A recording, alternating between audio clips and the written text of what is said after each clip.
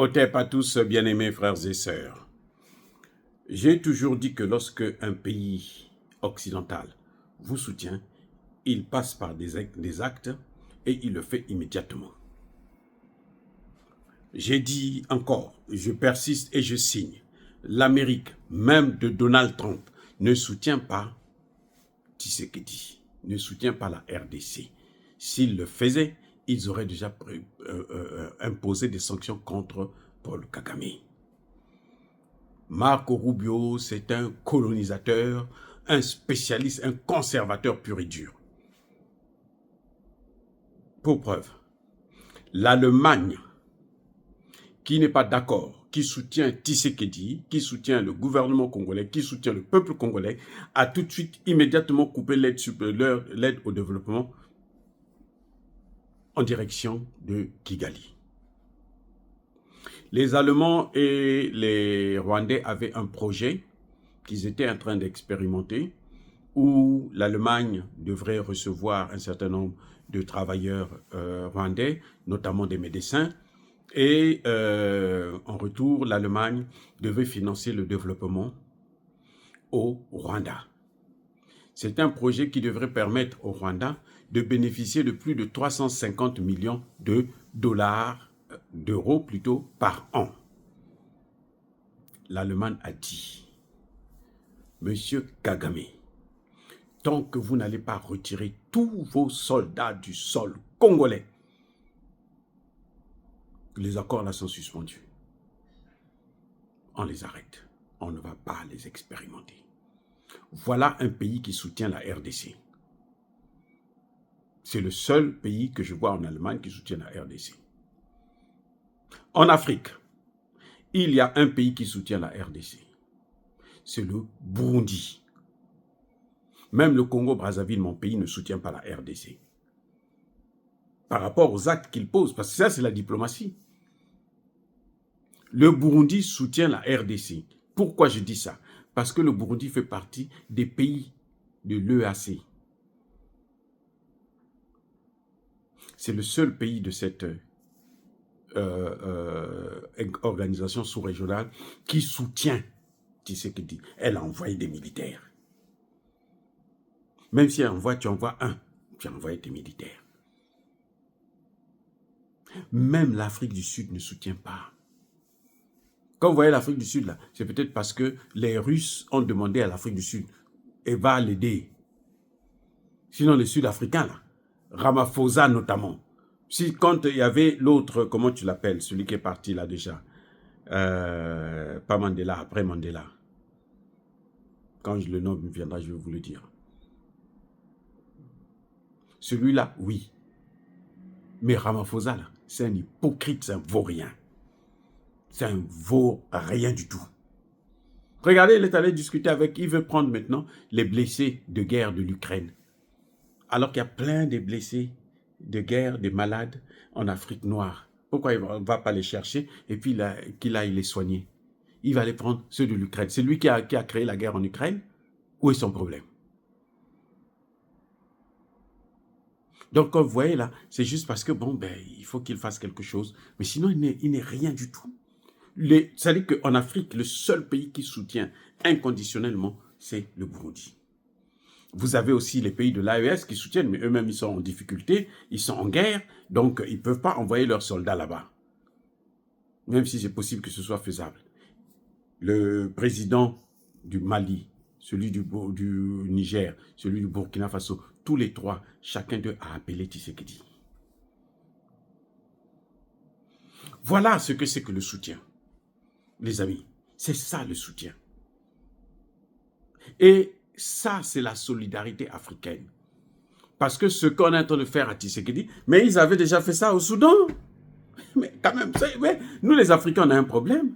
Ce qu'on est en train de faire en RDC, là, c'est ce qu'ils ont réussi là au Soudan.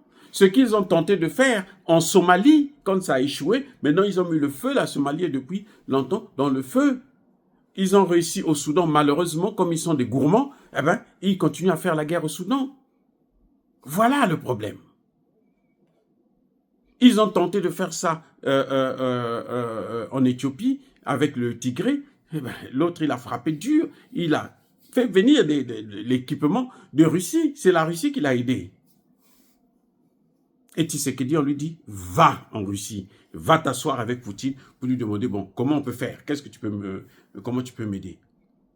Il est là, il tourne. Il préfère aller à Davos. Mais tout est décidé à Davos. Davos, là, ça dit que c'est le diable en puissance. Quand vous allez à Davos, là, vous allez rencontrer le diable. Un pays africain n'a rien à foutre à Davos. Un pays africain, dirigé par quelqu'un qui a la tête sur les épaules, n'a rien à foutre à Davos. Lui, il va à Davos. À la rigueur, on voit ton ministre, ta première ministre, je ne sais pas quoi, mais toi-même, tu te lèves là, qui est ton pays en guerre. Cette guerre-là, si Davos ne voulait pas de ça, elle n'aurait pas lieu.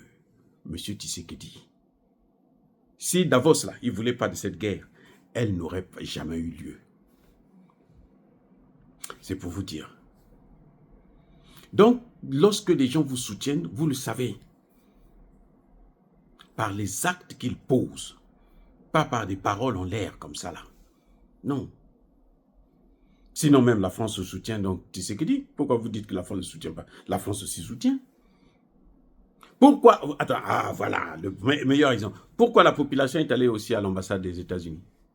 Ils sont allés tenter de saccager là-bas aussi. Pourquoi? Vous croyez que parce que ils n'aiment pas les États-Unis? Non, ce n'est pas un problème d'aimer les États-Unis. C'est pour dire aux États-Unis que nous savons aussi que vous êtes là. Qui sommes-nous aujourd'hui des individus devant son écran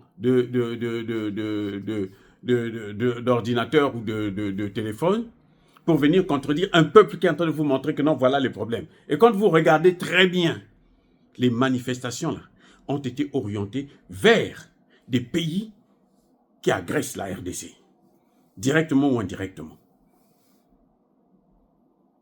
Vous avez entendu qu'ils sont allés à l'ambassade de Russie, de Chine, de l'Inde. Il y a beaucoup d'Indiens là-bas qui exploitent des matières premières. Pourquoi ils ne sont pas partis là-bas? Parce qu'ils savent. Un peuple se trompe très rarement. Un peuple, c'est pas possible. Un peuple ne peut pas être corrompu. Ceux qui sont sortis là, on leur a donné de l'argent? Non. Les meilleurs, ceux qui connaissent bien le problème, là, ce sont ces gens-là. Donc, en fait, là, ce qu'ils ont fait là, c'est un message qu'ils donnent à Tshisekedi pour dire que nous, voilà ce que nous voulons. C'est de cesser la coopération avec ces pays que tu as vus là. Ce sont des traîtres. Nous, on ne les aime pas. Et maintenant, à Tshisekedi, s'il a écouté le message, c'est ça le vrai message. Ils ont attaqué les traîtres. Tshisekedi était en Ouganda il y a combien? Il y a 2 mois, je crois, en novembre, décembre ou je ne sais pas, novembre. Et pourquoi ils sont allés saccager? C'est-à-dire qu'on a mis l'ambassade de l'Ouganda à sac, du Rwanda à sac. Pourquoi? Vous croyez qu'ils sont bêtes? Que ce peuple-là, ces gens qui ont marché là, ils sont bêtes? Non, ils ne sont pas bêtes, ils ne sont pas fous. Ils savent ce qui se passe. Et ça, c'est leur réponse. Non seulement à ces gens-là, mais aussi surtout à Tshisekedi, au président. Si le président a bien compris le message, vous allez voir qu'il va changer d'attitude vis-à-vis de tous ces pays-là. Il faut d'ailleurs qu'il le fasse. Sinon, c'est lui-même qui va perdre sa peau parce que ce peuple-là ne va pas continuer à le tolérer s'il ne fait pas ce qu'eux, ils veulent. Les amis, soyez bénis, abondamment bénis par le Dieu de Kémité, par nos ancêtres angélisés, mais que tous ceux qui persécutent le continent africain, le pillent et le déstabilisent, qu'ils soient noirs, blancs, chinois, arabes, juifs, indiens ou qui qu'ils soient, qu'ils soient punis, maudits, foudroyés, neutralisés, écrasés, effacés par le Dieu de Kémité, par nos ancêtres angélisés. Vive l'Afrique éternelle, j'ai dit et j'assume.